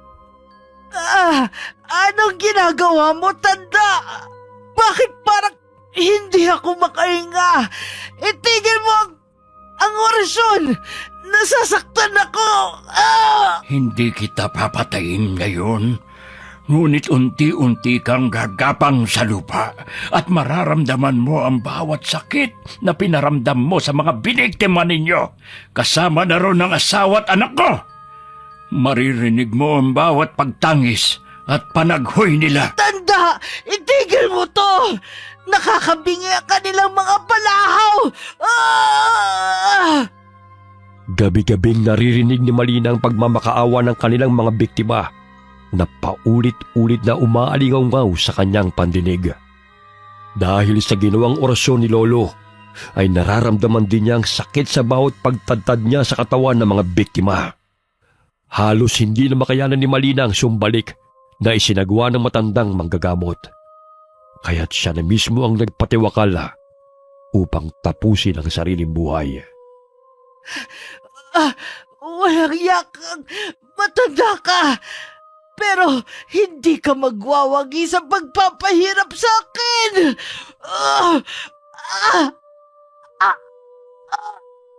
Dilat ang mga matang natagpuan ng mga mangangahoy ang bangkay ni Malina na nakasabit sa puno, habang mahigpit na nakapulupot ang baging sa leeg nito. Nabalitaan yon ni na Lolo at ng magkapatid. Patay na po si Malina, Lolo. Oo, Iha. Mabuti na yun upang hindi na mamuhay sa takot ng mga tao. Baka naman nabaliw dahil namatay ang mga salbahe niyang anak, Lolo. Hayaan na natin sila. Bukas na bukas, hahanapin natin ang Tio Andres ninyo. Kailangan niyong magpatuloy sa pag-aaral, hindi yung tumutugis ng mga aswang. Kung maaari, dito na lang po kami kasama mo, Lolo. Hindi pwede, dahil kung saan-saan ako napapadpad at hindi ko kayo maaalagaan ng maayos. Maghahanap po ako ng trabaho, Lolo. Doon na kayo sa tiyo ninyo. Maaalagaan niya kayo at mapag-aaral. Huwag nang matigas ang ulo, mga bata, ha? Kinabukasan hinatid ni Lolo Andres sina Tala at Axel sa sitio Balabag, kung nasaan ang tiyo ng dalawa. Masaya silang tinanggap ng mag-asawa at pinangako ang pag-aaralin sila. Lo, maraming salamat po sa lahat ng tulong niyo sa amin ni Axel, ha. Pangako po, bibisitahin po namin kayo sa baryo. Mag-aaral kayo ng mabuti at magpapakabait, ha? Opo, Lolo. Maraming salamat po, Lolo. Tuwing bakasyon ay bibisitahin po namin kayo. Roysia, kailangan ko nang bumalik sa baryo. Baka mamaya ay magkaiyakan pa tayo rito. Inihatid ng tauhan ni Tio Andres si Lolo sa baryo Pandakan. Napag-alaman din ng ama na magkapatid na doon na sila naninirahan sa sitio Balabaga, kaya sinundo sila nito. Bagamat nagmatigas ang magkapatid na bumalik sa dati nilang tinitirhan, dahil hindi na makayanan ng pagmamaltrato ng kanilang madrasta. Ngunit labis ang pakiusap ng kanilang ama sapagkat walang mag-aalaga kay Josephine dahil may malubhang sakit na ito. Papauwiin niya tayo para alagaan ng babaeng yun. Gagawin na naman tayong alila. Ayoko siyang alagaan. Tapos kapag gumaling siya, sasaktan na naman niya tayo. Karma na yun sa kanya. Dahil nung malakas ang katawan niya ay alipin ang trato niya sa atin. Siguro, tinakulam na naman siya nung naging kaaway niya nun. Ate, nilalabasan daw ng mga langaw ang bibig niya at ipis. Ang sabi ni tatay kanina. Eh di kinulam nga siya. Dahil sa walang preno ang bibig nun sa pangiinsulto. Nakakita rin siya ng katapat niya. Makalipas ang ilang linggo, nabalitaan ng magkapatid na pumanaw na ang madrasta nilang si Josephine. Tila nabunutan sila ng tinik dahil wala ng mga alipusta sa kanila. Pilit din nilang kinalilimutan ang masalimuot na karanasan nilang magkapatid nung naligaw sila sa gubat at muntik nang mabiktima ng mag-iinang aswang. Okay, sana po nagustuhan niyo ang kwento ng magkapatid na sina Tala at Axel. Shoutout po tayo kay Desiree Ramos. Desiree, kamusta ka and God bless you and your family. Shoutout kina Julius Deloro at kay Jasmine Jane galing kay Jane Gonzaga. Shoutout din sa Deloro family and Royo family. Kamusta po kayong lahat? Hi kay Sharon Solero Masaga. Shoutout kay Aiko na nasa Bahrain, coming from Kaila. Hi din daw sa kuya niya at sa papa niya. Hi kay Josefina Coracha. Hi Genevieve Suko from Singapore. Shoutout kina Roshan and Jacqueline. Uy, matulog daw kayo ng maaga ha. Kung magkukwentuhan daw kayo, pabulong na lang para hindi napupuwet yung mga kasama nyo. Peace po peace. Hi kay Erica Ember from Singapore. Hi Annalyn Montanas from Jeddah, Saudi Arabia. Hi Rosalie Clemente from Abu Dhabi. Hi kay Widley Mooring. Hi kay Ami Yong. Kamusta kayo ma'am? Hi Ann Fuentes from Dubai. Hi kay Emma Merino from Antique. Hi kay Cliven Dubalan. Hi Delia Catu from Muntinlupa. Shout out kina Mr. Samuel Tubosa, Manong Dodong Tubosa, and Joy Cuevas Tubosa from Kuala Lumpur, Malaysia. Kamusta po kayo? Hi kay Elton June Iranon from Canada. Hi Nerilyn Bolongon from Saudi Arabia. Shout out kina Chanel and Dewey de la Cruz na nakikinig habang natutulog. Paano yun? Kamusta po kayo? Hi kay Richelle Adapon. Hi kay Ann Fuentes from Dubai. Shout out sa mga taga Q-Mart Cubao, Quezon City. Galing kay Virgil Latorre. Kamusta po kayong lahat dyan? Hi kay Jeneline Mix Vlog from Kuwait. Shout out kina Oliver at Sherilyn na laging nakikinig sa atin sa Intramuros, Manila. Salamat po. Hi kay Helen Sibulan. Hi kay Rosita Ocampo from Kuwait. Hi Lady Dam. Hi kay Ami Viray from Talim Island, Binangonan, Rizal. Shout out kina Chong, Vinyas, Atisado, Mirabel, and Fajardo family. Lalo na kay RV Tiong from Bataan. Sorry mama, litong bati ko sa inyo. Shout out po kay Lisa Takada na lagi po nakikinig sa atin dyan sa Japan. Marami pong salamat ma'am. Alright, maraming pong salamat sa inyong lahat. At huwag po tayo makakalimut na magdasal palagi sa ating Panginoon, okay? God bless all of you.